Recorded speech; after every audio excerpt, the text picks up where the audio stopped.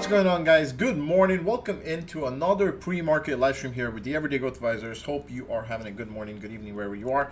Let's jump straight into this. It is a Monday, so I hope you guys have prepped on the weekend, or if you didn't prep, that's what this live stream is for. It's for you to come in here and get some of your information that you require for the week to start off. Excuse me. And this week we have obviously a whole bunch of S&P 500 constituents that are going to be reporting earnings. And on top of that, we don't really have a lot of macro news, but we do have a couple of Fed speakers that will be speaking this week. So you kind of still have to be a bit cautious. Financial conditions are still loosening at the moment. The bond market is kind of responding somewhat favorably so far.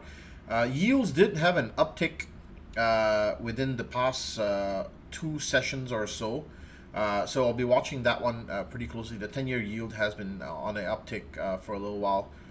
And so have the short duration bonds also seen a little bit of an uptick. So that's something that you have to keep your attention to, or give your attention to. But mainly, all of them, except for the 10-year are less important. So focus on the 10-year. That's the most important in terms of valuation. Typically, we want these yields to start, moving back down while the stock market goes up. That would be an ideal situation. And yields moving up means that the market, the credit market might be starting to price in a little bit of a correction here ahead of the stock market falling. So, it's not something that is surprising to us. We are already expecting this, and I've been talking about this on the past 2 or 3 live streams now, almost maybe a week. I've been talking about this now, that we are expecting kind of one last wave up, like a last push to the upside, and then for this market to kind of correct downwards, first breaking the 4100, then 4060. And then if we really do, break sideways and start retesting, then, there's a chance that we come down to about, let's say, 4,000. Worst case scenario, we come somewhere down around 3940 for a retest. But we're looking at about a 5 to 10% correction. And a 5 to 10% correction from, let's just say, around 4180 would bring us down to 5% would be pretty much 3960. 10% would be really far down at around this level here, 3750. So there is a big level of disparity. If we do come down to around 3960 or 3950, 40, around this level, this is a pretty good pullback spot for the S&P 500 to kind of build a base before the next rally occurs. So we'll be looking at that as the possible time frame, which will occur sometime in May/June. So we're looking at a consolidation period for an extended period of time, where the market's going to slowly probably inch its way down and then inch its way back up sometime in the next 1 to 2 months. So it's going to be a very slow and a very painful ride down and then up again. So there is really absolutely no need to rush any trades. Okay. First things first, I want to say is don't rush the bearish trade. I'm not going to take any bearish trades until I see a rejection of a liquidity rinse or liquidity engineering, in which market makers push this further up to incite and cap out those bulls that are greedy, and then reverse it on them so that they can trap some bears. So I will not take that until I see that happen. And when that happens, it's going to be quite obvious. Okay, it'll be quite obvious. So that hasn't happened yet. We'll see if we can actually push up to 4180 here. This is an important key level for us to go up to retest. And then if we break out of 4180, be aware that 4210 or 4220, this level, once it's breached, if it goes like with strong momentum, then it's likely that we go up to retest this 4300. But if we don't break this level and stay above it over a couple of sessions, it's very unlikely that we go up into the supply zone up here. What will likely happen then is rejection from here, somewhere here, and then fall back down. So that's kind of the bullish scenario. Bearish scenario is we all together don't even get up to 4180, don't even get up to 42, don't even get up to 43, right? That means we just reject here, move sideways a little bit, and then drop the hammer, right? That will be bearish scenario. So there's obviously you have to be prepped for all of these scenarios, and you need to know how you're going to play them well before they happen, because you don't want to be panicking when the market is moving, and then you're going to ask yourself, oh no, what do I do now, right? So preparation is key. Always plan the trade, and then trade the plan after that. So this is what the live streams are for. That's what keeps you in check and gives you the ideas that you need. Now NASDAQ, obviously the one that is weaker among the two. The S&P 500 was actually significantly stronger. Last week on Friday, we had JP Morgan report stellar earnings, and then you had BlackRock also report pretty damn good earnings. I think their assets under management are now around $9 trillion, which is kind of ridiculous. Which is, I mean, obviously it's BlackRock, right? They've been accumulating assets for a very long time. They're an asset manager, so... yeah, I think tech is going to continue to be weak here until we can see significant inflows. I haven't seen anything on the prime broker report for tech this week. But however, I do want to share one thing with you guys. Is this infographic, which is very interesting.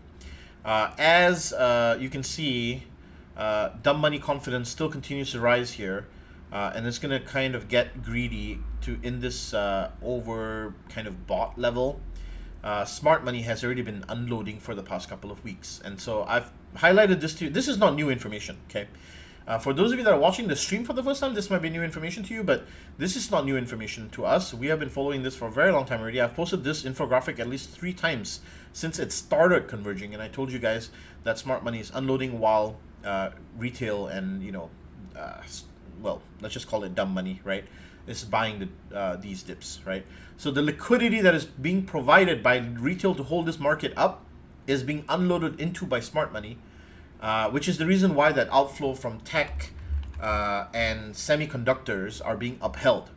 Now, on top of that, you have the CTA dynamic, which is holding up the market as well, because they are long, and so on a flat tape, a bearish tape, or a bullish tape, they are buying, and they are long. So it's causing a lot of upward pressure in the market and a vicious cycle that is a positive loop for this upside play. This is the reason why I say on this move to the upside, you have to be extremely careful. I do think there is one more push that is coming, and then that one push is going to be the last push before we see a wave down. This is just obviously take what I'm saying with a grain of salt and for entertainment purpose, because obviously no one can time the market, no one can know it perfectly. But just based on my experience and what I've seen in the past, this is what I feel. And obviously what I feel is not going to come true, okay? I'm just telling you guys how I see it. So with NASDAQ, if NASDAQ does break this 13,230 level, then, it starts to go up to the 13,500 level, which this will be a significant push to the upside. I think NASDAQ will probably, throw everybody off here, and NASDAQ will be the one to surprise everybody, to be honest. So I'll be watching that one pretty closely. And then you have IWM, which is the lagging indices among all, and these are small mid caps. I mentioned to you guys about this one. Unlikely to see specificity in inflow until May is over. So small mid caps will be one of my preferred sectors after June or May, somewhere around May or June, basically. Mainly because then rate hikes, or the talk of possible rate hikes, would be over. And then the market's going to start to price in the recovery, or when rate cuts are going to start to happen, and then optimism will take a while to build there, and that's when IWM will start to pick up and start to reverse its course to the upside. So till then, IWM is likely to go sideways, but remember, it's in this stupid range, right? So if it's in the stupid range, let the range play out. 180 should be your line in the sand, the upside. 169 is your line in the sign downside. Don't play in between. It's not worth it. Risk to reward ratio, maybe if you can catch it at 179, but then if it moves against you, then you're going to have a very tight stop loss. So I don't really like those kinds of setups. The range is pretty small. You don't really have much to play with there. That's my take on this. The VIX has been crashing further down. Last week closed at pretty much 17 bucks. Now this sets up an interesting dynamic here. So with the VIX being this low, what does it mean? Does anyone know? Remember that VIX is the indication of not just volatility and fear. It's also the indication of how many people are hedged, right? How many people are going out into the market to hedge their portfolios with S&P 500 futures. That is what the VIX also tells you. And when more people hedge either calls or puts, then the VIX starts to rise, right? So it's not just one side of the market. Remember, it doesn't mean that you just buy puts means the VIX rise, okay? Or it doesn't mean that you just go short the market means the VIX rises. Traders use the S&P 500 futures market, ES mini, to pretty much either protect their portfolio or create that dynamic for them to generate additional capital when the market has a downturn. And so with the VIX being this low, it means that there is actually very few people who are hedged. That can mean two things. One, the market's about to take a huge rip to the upside because people don't even care about protecting their portfolios. Or two, people are getting a bit too greedy, right? So I like to think that it's the latter, and that people are getting a bit greedy. And already that this market does not have any breadth right now. We're not seeing the strength follow through on majority of these stocks. Okay, there is obviously Apple and Microsoft, which are seeing some significant defense here. They have been defending the past 2 days or so. But we're not seeing much of the other parts of the market really do anything. And so that's the part that is a bit misleading or worrying, personally, for me. So yeah, that's a few things that I wanted to talk about. And then also the dollar index, with the potential double bottom. This was pointed out by one of our mods on our Discord, and continues to move to the upside here. If the dollar starts to move to the upside, this is going to reduce that pricing parity from the dollar and reduce the efficiency of capital spent on the S&P 500, or rather any dollar denominated instrument, which is anything equity related, right? Even bonds. So that puts a pressure on any financial instrument denominated in USD, which is something that we have to watch, because that will put pressure on the market to the downside. Okay, so the lack of breadth, the lack of hedging, the lack of momentum, these are all like important things that you have to notice, and you have to really analyze from a deep perspective. It's not really just about sitting here and looking at these charts. These charts are not going to tell you anything, guys. Okay, you have to really dig through the data. Okay, you have to dig through the data, look at what exactly is happening. And I get all that stuff for you and obviously present it for you every Monday, Wednesday, Friday on these live streams. So if you enjoy these and you appreciate what I do, the only thing I ask from all 41 of you here today is to smash the like button. That's all I ask from you, is to hit subscribe and smash the like button if you haven't already. I want this video to reach as many people as possible and help as many people as possible. The more people that this video reaches, it's going to help those people, and that's what I want. That's all I want. Okay, because when it helps more people, then more people can learn, and we can grow together as a team, and that will push the cycle forward in a positive feedback loop. So that's the only thing I need you guys to help me to do. It's hit the like button, because I don't really ask you guys to support the channel anyway. You don't need to send no super likes. You don't need to donate any money to the channel. You don't need to do anything like that, okay? Just attend the live stream and just have a good time, take in the knowledge. That's the most I can ask from you. And pass the knowledge on to somebody else.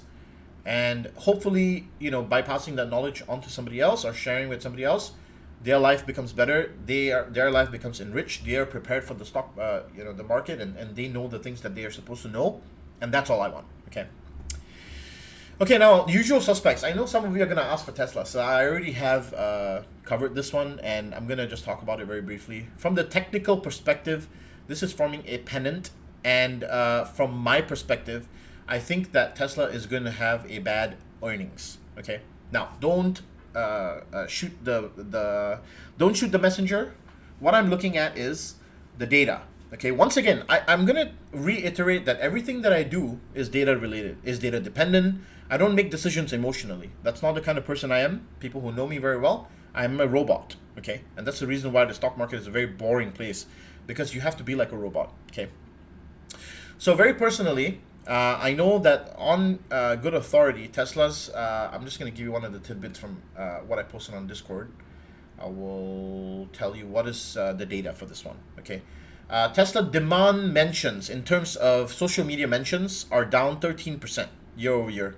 Okay, that means 13% less people are mentioning Tesla on social media, or mentioning that they're going to buy a Tesla car. Okay, this is year over year. All right, then the demand for their most expensive models are down.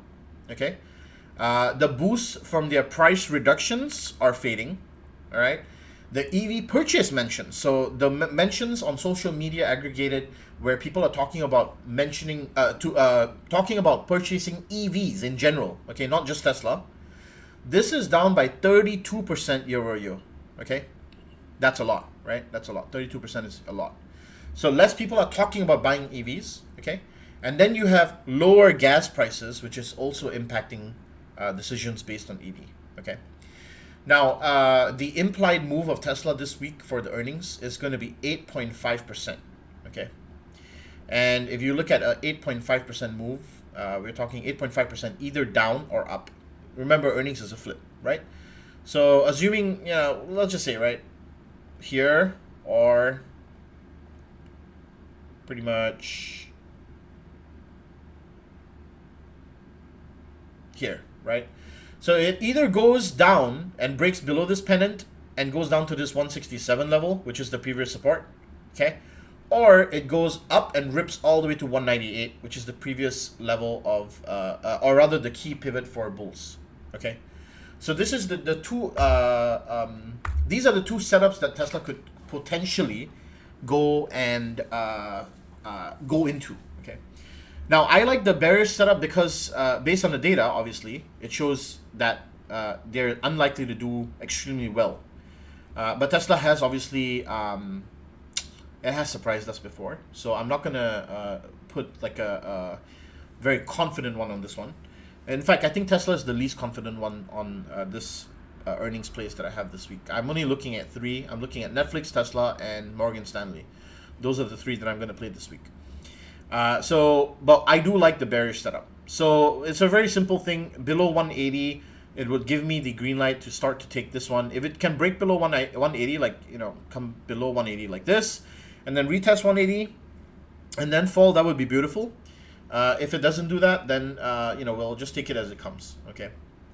So that's how I want to play Tesla for now. If it fails to break 180, then it's going to bounce and try and get up to this 198 level. So really simple with Tesla. Just these are your two key pivots, 180 or 198. Simple as that, okay? And remember that earnings is this week. So you got to keep that in mind. China saw some inflows overnight. Baba saw some inflows. I'm not going to take a bullish position on this, not unless we break above, I want to say, $100 or so. So I'll be waiting patiently for this one. Remember, you don't need to rush with Baba. There's a lot of time, and we already made enough of money on this one. People who are on the live stream for a little while and you have been following us for a while, you know that we made a ton of money on Baba together, so it doesn't even matter, right? We can wait patiently. And then you have, so then you have JP Morgan. This one was played last week. This was an amazing banger, 300% play. You can see from the Excel sheet, almost 400. There were obviously runners that I had closed at 450%, and then most of my position was closed at 229 on the main account. On the small account, which is currently up $1,000 now, we closed 327 and then 252%. So the small account, the 5K challenge, is going pretty well. We are up about 20% on that account. I used some of the profits to buy some other positions, like for example in Disney. So we'll see how that plays out this week. It should be an interesting one. So yeah, that's all I have for you guys in terms of briefing. If you have any chart requests or you want me to go through something specific, go ahead and put it in the comments right now so I can take care of it. Once again, if you can, please smash the like button. We see there was like 40 something of you, and we only got like 23 likes because some of you just can't bring yourselves to help me smash the like button. And the thing is, like, YouTube has this thing, like if you get to a certain number of likes, then they kind of share your video. If you don't get to a certain amount of likes, they don't share your video. It's simple as that. So the algorithm is really messed up that way sometimes. It doesn't let you get there, or it doesn't let your video be shared if it's not liked enough. So I really hope that some of you can just take a second out of your day and hit the like button, because that's going to help me a lot in this video. Okie dokie. Well, I don't see any other questions or anything like that. If you have questions, go ahead, put it here. Once again, I want to just make an announcement that you have the ability to join the 14 days Discord free trial, okay? through the link in the description. Okay. You can join a 14 days free trial with the link in the description and then play along with us for the earnings. You can play along with us for the live trading sessions, which we hold every single day. Okay, or I mean, until unless I have something to take care of, I'm always there. Okay. So you can obviously just join the Discord, and if you don't like it, just unsubscribe. But it's a good way for you to kind of figure out if you want to be a part of the tribe and see how it's a fit for you. What we do on a day-to-day basis. It's a very different community. It's not something where like everybody's screaming different things out and like, you know, very unorganized. Ours is a very chatter-free community. It's very focused on like, you know, good opportunities. So yeah, that's all I have for you guys today. How are you gonna play Netflix? Unfortunately, I'm not gonna put that information here because that I reserve that kind of stuff for the premium members on Discord. So Roy, I'm sorry. There are something like I've shared with you a huge deal of information already, and there are just some things that I have to keep for the community, which is exclusive for them. So if you are a premium Discord member and you're part of the tribe, you will know what is or how we are playing the Netflix play this week. And you can join. Once again, you can join for 14 days for free. So I don't see a reason why you wouldn't do that if you really did want to get in on that, right? Okay, well, I'm gonna jump onto the Discord with the team right now and trade live with them. Thank you so much for all the likes. I appreciate it. And I hope to see you guys on Wednesday for the next live trading, pre-market live, sorry. And yeah, we'll see you when I see you. Till then, peace out. Take care. Don't overassign risk. Remember, don't get trapped up here and be cool. All right, bye guys. Take care.